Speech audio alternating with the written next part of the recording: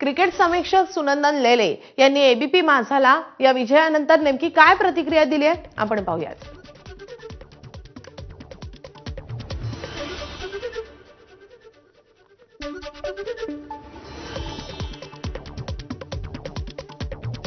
भारतीय संघाच्या हाती राहिलेला आहे। 300च्या आसपासची जेव्हा धावसंख्या उभारली तेव्हापासूनच दडपणाचं ओझं हे दक्षिण आफ्रिकेवरती वाढत गेलेलं आहे।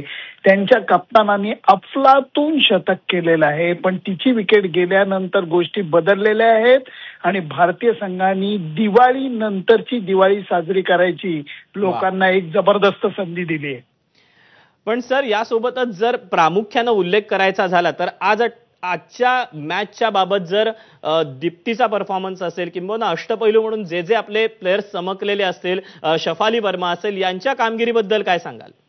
शेफाली वर्मा आणि सलामीला तिने केलेली शतकी भागीदारी ही पाया रचून गेली, कारण स्मृती मंदाना आणि शेफालीची शतकी भागीदारी ही फार मोलाची होती। त्यांनी एक टोन सेट झाला आणि त्याच्यानंतर तळामध्ये दीप्ती शर्मा आणि ऋचा घोष यांची भागीदारी मोलाची ठरली आणि दीप्ती शर्माचं कौतुक करावं तेवढं कमी आहे, कारण या पोरीने अर्धशतक पण केलं आणि 5 विकेट काढण्याची कमाल करून दाखवली आहे।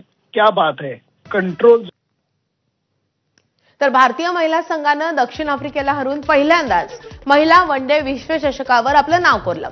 दरम्यान भारताच्या विजयानंतर पंतप्रधान नरेंद्र मोदी यांनी भारतीय संघाचं अभिनंदन केलंय। अंतिम सामन्यातील त्यांची कामगिरी उत्तम कौशल्य आणि आत्मविश्वासानं भरलेली होती। संपूर्ण स्पर्धेत संघानं असाधारण टीम वर्क आणि दृढ निश्चय दाखवला असं पंतप्रधान मोदी म्हणाले। तर हा ऐतिहासिक विजय भविष्यातील विजेत्यांना खेळामध्ये रस घेण्यास प्रेरित करेल असंही मोदींनी मत व्यक्त केलंय।